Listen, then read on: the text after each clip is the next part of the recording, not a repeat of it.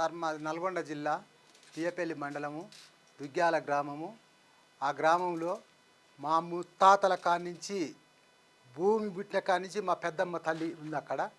ఆ పెద్దమ్మ తల్లి పెద్దమ్మ తల్లి 70 సంవత్సరాల కింద ఈసీ కూడా తీసి చూసినాం. ఇప్పుడు మేము ఈసీ తీసి చూస్తే ఆ 70 సంవత్సరాల కింద నుంచి కూడా ఏ వ్యక్తి పేరు లేదు. పెద్దమ్మ గడ్డ అనేది ఉన్నది. అది మిగులు భూమి 6 ఎకరాల 2 గుంటలు ఉన్నది. అది వేరే వ్యక్తులు చేసుకోవటానికి ప్రయత్నం చేస్తున్నారు.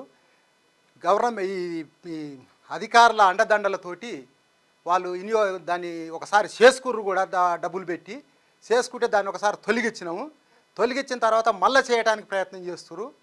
మళ్ళీ మేము పోయి కలెక్టర్ గారికి చెప్పినాము, ఏడీ గారికి చెప్పినాము, ఎంఆర్ఓ గారికి కూడా మేము లెటర్ ద్వారా తెలిపినాము. మా 150 కుటుంబాలు సార్ మా దుగ్గ్యాల గ్రామం వల్ల. మేము యాదవులం అంతా.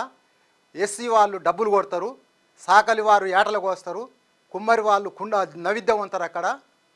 ఈ పండగ ప్రతి సంవత్సరం మేము తప్పనిసరిగా ఒక ఘనంగా దాదాపుగా మాయే 150 కుటుంబాలు, అంటే 150 కుటుంబాలకు బంధువులను అన్ని చుట్టుపక్కల వాళ్ళందరినీ బంధువులు పిలిపించుకుంటాము. ఆ బంధువులు పిలుచుకుని పండుగ చేసుకునే సందర్భంలో అక్కడ ఉన్న భూమిని ఆక్రమించుకోవాలని చెప్పి నాయని రామరెడ్డి, నాయిరెడ్డి కృష్ణారెడ్డి అనేట ఆయన, హనుమంతుల రామరెడ్డి అనేట ఆయన ఇంతకుముందు ఎక్కించుకున్న తర్వాత కూడా తొలగించినాం. తొలగించినాక మళ్ళీ డబ్బుల పూర్వకంగా పెట్టి మళ్ళీ ఎక్కించుకోవడానికి ప్రయత్నం చేస్తున్నారు. అప్పుడు మాకు తెలిసింది సార్ అక్కడ ఉందని మాకు తెలియదు. మేము యాదవులం కాబట్టి మాకు చదువు సంధ్యాలు లేవు. ఎంతసేపు ఉన్న పెద్దమ్మ తల్లిని ఆదరించుకుంటూ బతుకుతాం.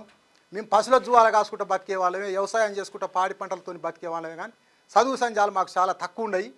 మమ్మల్ని అమాయకులు చేసి మా పెద్దమ్మ తల్లి దేవుణ్ణి అక్కడ లేకుండా తొలగదీయాలని చెప్పి ఆయన చేసుకోవటానికి ప్రయత్నం చేస్తున్నారు. మీరు అందరూ అండదండగా ఉండి గవర్నమెంట్ కూడా కలెక్టర్ గారిని కూడా కోరనైంది ఏమనగా, మా యాదవుల తరపున నేను ఒక పెద్ద గొల్లని, నేను ఒక పెద్ద గొల్లని కాబట్టిగా మీరు నన్ను ముందు పెడుతూ మా వాళ్ళంతా నా వెనకంగానే జాతర సాగినట్టుగా ఉన్నాయి. అవి కూడా చూపించండి వీడియోలు.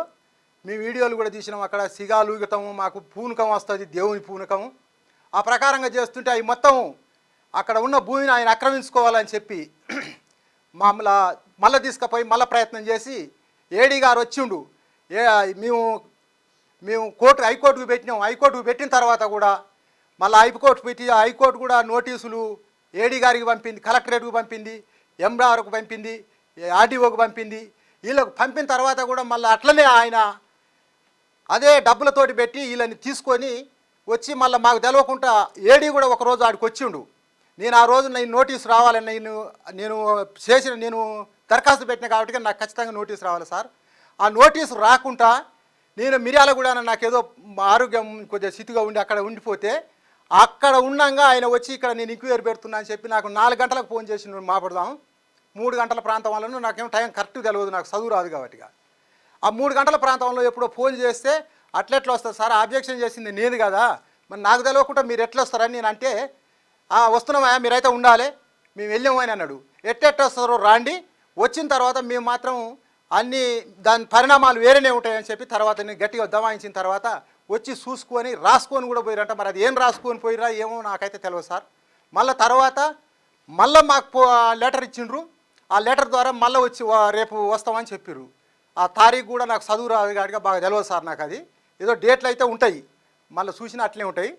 అక్కడి నుంచి వస్తున్నాం అని చెప్పి పలానా టయానికి వస్తామంటే మేము గొల్లోళ్ళు యాదవులము డబ్బులు కొట్టేటోళ్ళు కూడా మేము కూడా కొట్టినామని చెప్తాము, ఏటలు కోసిన సాకలోళ్ళు మేము కూడా చెప్తామని, మా నైవేద్యం అయిన కుమ్మరోళ్ళు మేము కూడా చెప్తామని చెప్పి ఊరు మొత్తం కదిరి వచ్చిర్రు. అన్ని జాతుల వాళ్ళు వచ్చి అక్కడ ప్రసాదం తీసుకొని దేవునికి మొక్కుకొని పోతారు. ఆ మొక్కుకొని పోయే టైంలో మేము అందరం జమ అయ్యే వరకు ఇక్కడ చూసి మళ్ళీ ఆడికి ఏం చెప్పిర్రో కానీ మళ్ళీ ఆయన రాకుండా మేము వస్తలేమని చెప్పి మాకు కూడా మళ్ళీ చెప్పిండు. ఫోన్ ద్వారా చెప్పిండు.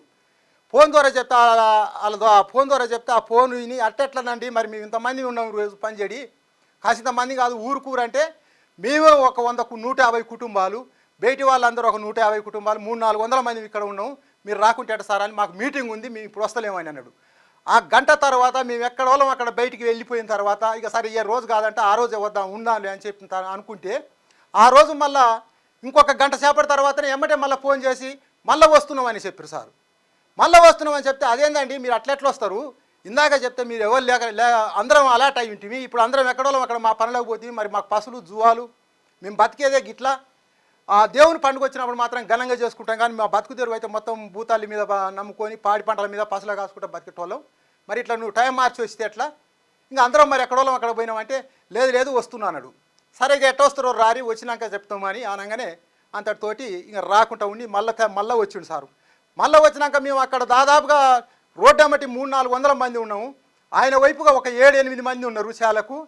మేము దేవునికి కొబ్బరికాయ కొడదామని చెప్పిపోయినాం సార్. ఈరోజు ఇది శివరాత్రి కాబట్టిగా దేవుని దగ్గర కొబ్బరికాయ కొడదామని పోతే రాళ్ళ తీసుకొని అక్కడ మనుషుల మొత్తం అడ్డం తిరిగి మమ్మల్ని రాణిస్తలేడు సార్. మా దేవుని దగ్గరికి మమ్మల్ని రాకుండా ఆ రాతలు లేకుండా కోల్పోతేందుకు ఆయన అసలు పట్టానే చేసుకుంటే, ప్రైవేట్ వ్యక్తిగా ఆయన పట్టా చేసుకుంటే మా దేవుని దగ్గరికి ఇక మేము పోలేమేమో. మా తాతలు మా ముత్తాతలు మొత్తం పండుగ చేసారు కాబట్టి అది మొత్తం మేము మర్చిపోయే కాలం వచ్చింది అని చెప్పి మీకు అందరికీ విజ్ఞప్తి చేస్తూ, మా దేవుని భూమి మాకే ఉండాలి, మేము ఎప్పట్లాగానే పండుగ చేసుకుంటుండాలని చెప్పి మీరందరూ కూడా మాకు జర అండదండలుగా ఉండి దయచేసి మా పెద్దమ్మ తల్లిని, మా భూమిని మా పెద్దమ్మ తల్లికే ఉంచాలని చెప్పి మా కోరిక. మా పెద్దమ్మ తల్లి మీద పట్టా కూడా చేయాలి. మీరు తెలుగులో అనర్గళంగా రాయగలరా? స్పష్టంగా మాట్లాడగలరా? మాటలకు తగ్గట్టు అభినయించగలరా? అయితే ఇంకెందుకు ఆలస్యం, క్యూన్యూస్ మీకు ఒక మంచి అవకాశాన్ని ఇస్తుంది. క్యూన్యూస్ లో పనిచేయటకు లేడీ యాంకర్స్ కావాలను సంప్రదించవలసిన నెంబర్ 8688926084. QNewsAds@gmail.com ను సంప్రదించండి. లైక్ చేయండి.